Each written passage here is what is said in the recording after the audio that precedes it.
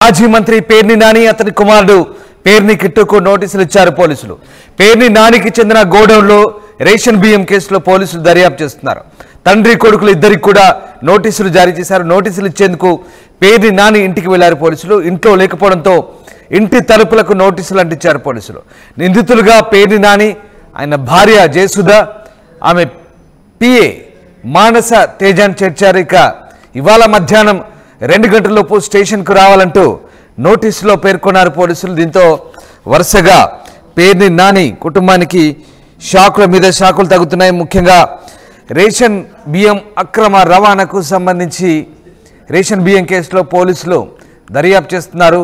పేర్ని నానికి చెందిన గోడౌన్లో రేషన్ బియ్యం కేసులో పోలీసులు ఈ దర్యాప్తు చేపట్టారు. ముఖ్యంగా గోడౌన్లో రేషన్ బియ్యం కేసులో దర్యాప్తును వేగవంతం చేశారని చెప్పాలి. తండ్రి కొడుకులు ఇద్దరికి కూడా నోటీసులు జారీ చేశారు. నోటీసులు ఇచ్చేందుకు ఇంటికి వెళ్లారు. అయితే ఇంట్లో ఎవరు లేకపోవడంతో ఇంటి తలుపులకు నోటీసులు అంటించారు.